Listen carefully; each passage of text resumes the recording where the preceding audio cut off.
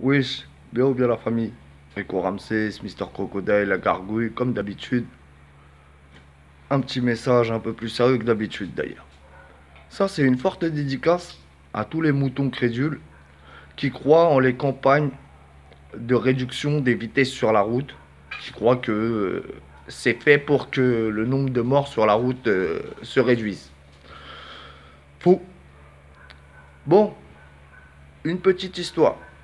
C'est l'histoire d'une grande multinationale qui, il y a des années, s'est lancée dans la conception de voitures autonomes.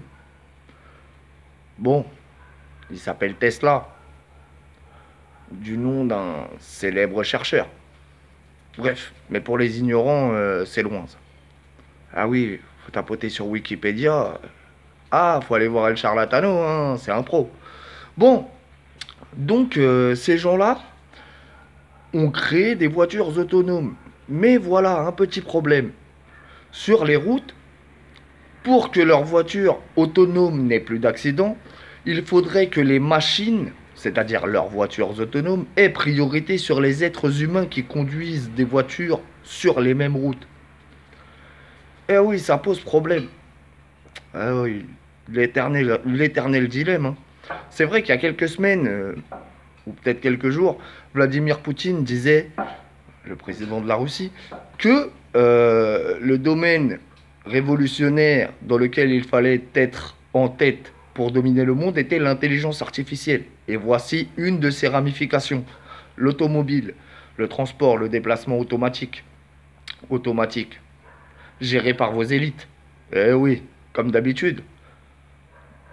Comme tout, globalisation, mondialisation, centralisation du pouvoir, décentralisation de la servitude.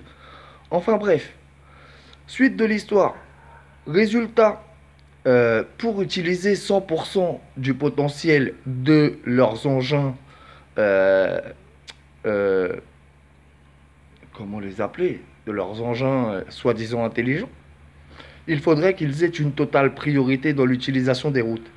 Et là, on en vient au même schéma que lorsqu'on vous vend, grâce à 2 ou 3 attentats montés, qu'il vous faut beaucoup plus de sécurité.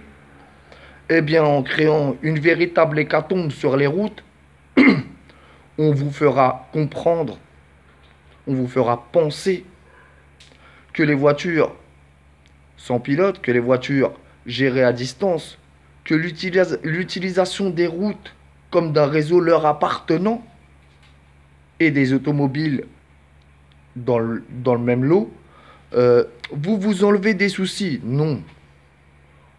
Non, non, vous ne vous enlevez pas des soucis, vous vous enlevez la liberté, l'autonomie de pouvoir aller où vous voulez, quand vous voulez, comme vous le voulez, avec votre véhicule.